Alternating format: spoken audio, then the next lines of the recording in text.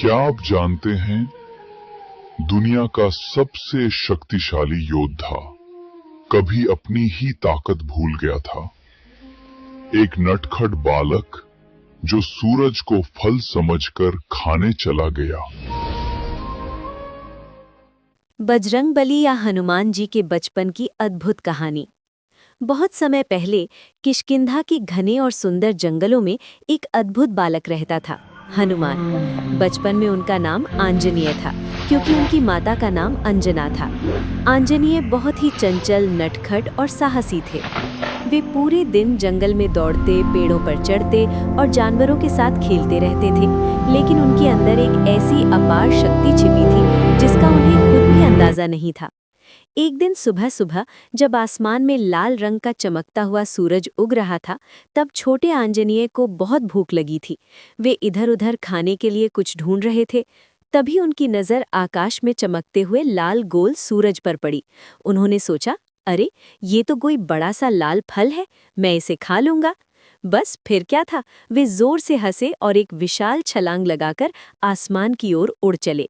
उनकी छलांग इतनी तेज और ऊंची थी कि वे बादलों के पार पहुंच गए। पक्षी उन्हें देखकर हैरान रह गए। आंजनेय धीरे धीरे उस लाल फल यानी सूरज के पास पहुंचने लगे, लेकिन उन्हें नहीं पता था कि वो कोई फल नहीं बल्कि स्वयं सूर्य देव हैं। देवलोक में ये दृश्य देखकर हड़कंप मच गया।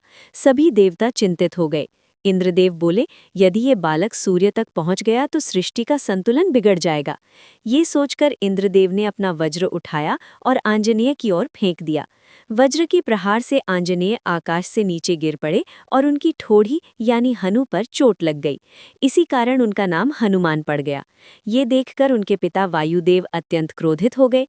उन्होंने पूरी पृथ्वी से वायु को रोक लिया। चारों ओर हाहाकार मच गया। मनुष्य, पशु, पक्षी सभी सांस लेने के लिए तड़पने लगे। देवताओं को अपनी गलती का एहसास हुआ। तब ब्रह्मा, विष्णु और महेश सहित सभी देवता वायुदेव को शांत करने आए। ब्रह्मा जी ने कहा, ये बालक कोई साधारण नहीं है, इसके अंदर अपार शक्ति है, हम इसे विशेष वरदान देंगे।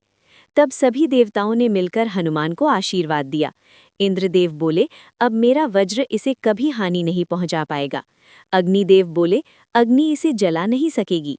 वरुण देव बोले, जल इसे डुबा नहीं सकेगा। यमराज बोले, मृत्यु भी इसके पास आने से डरेगी। इस प्रकार हनुमान जी अजेय, बलशाली और लगभग अमर बन गए।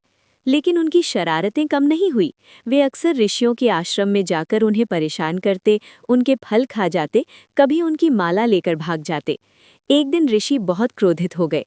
उन्होंने कहा, ये बालक अपनी शक्ति का सही उपयोग नहीं कर रहा, इसलिए हम इसे ऐसा श्राप देते हैं कि ये अपनी शक्तियों को भूल जाएगा, जब तक कोई इसे याद न दिलाए।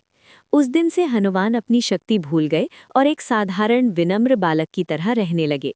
समय बीतता गया। एक दिन भगवान राम और लक्ष्मण माता सीता की खोज करते हुए किष्किंधा पहुंचे। वहीं उनकी मुलाकात हनुमान से हुई। हनुमान ने जैसे ही राम को देखा, उनके हृदय में अपार भक्ति जाग उठी। उन्होंने हाथ जोड़कर कहा, प्रभु, मैं आपका सेवक हूँ, आप जो आदेश देंगे मैं वही करूँगा। तभी जाम्बवान ने हनुमान को उनकी भूली हुई शक्ति की याद दिलाई। उन्होंने कहा, हनुमान, तुम अपनी शक्ति भूल गए हो, तुम सब कुछ कर सकते हो, समुद्र पार कर सकते हो, पर्वत उठा सकते हो। ये सुनते ही हनुमान के भीतर की शक्ति जाग उठी। उनका शरीर तेज से चमकने लगा। उन्होंने जोर से कहा, जय श्री राम, और फिर एक विशाल छलांग लगाकर वे समुद्र पार करने के लिए लंका की ओर उड़ गए, माता सीता की खोज में। उस दिन से वो नटखट बालक आंजनेय पूरे संसार में बजरंगबली हनुमान के नाम से प्रसिद्ध हो गए, शक्ति, भक्ति और समर्पण के प्रतीक। कहानी से सीख, हम सभी के अंदर शक्ति होती है, लेकिन हमें उसे पहचानना होता है। सही मार्गदर्शन मिलने पर हम भी असंभव को संभव बना सकते हैं।